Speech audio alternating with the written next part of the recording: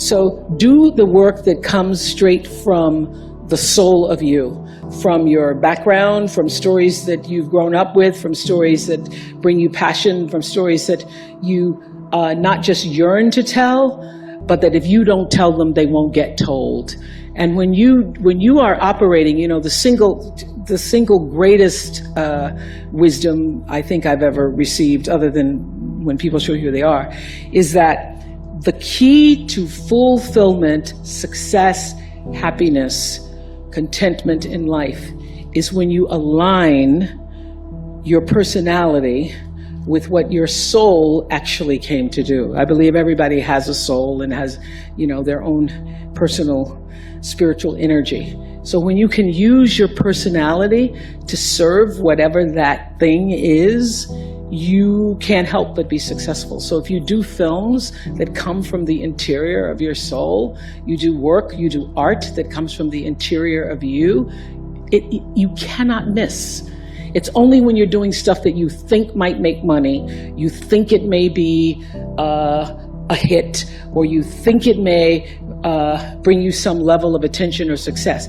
That isn't what does it. I would have to say that all of the great, wonderful experiences of my life that have brought me to this moment have come from working from the interior of myself. And so that's why it feels so authentic, because it actually is. So when you do that, you'll win. And everybody has a different talent. And the reason we're all so messed up is because you're looking at everybody else's talent and wishing you had some of their talent.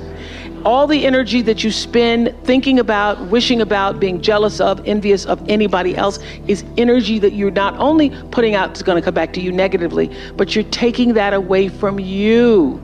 All your energy should be forced on, what do I have to offer? What do I have to give? How can I be used in service? Because Dr. King's message of not everybody can be famous, but everybody can be great, because greatness is determined by service. And there is not a job in here that you can do that you don't switch the paradigm to service and not make that job more fulfilling. I don't care what the job is. If you say, I'm a singer, I'm a dancer, I'm an artist, I'm a teacher, I'm a nurse, I'm a doctor, I'm a janitor, I'm a clerk, if you say, if I look at this from, how do I use this in service to something bigger than myself?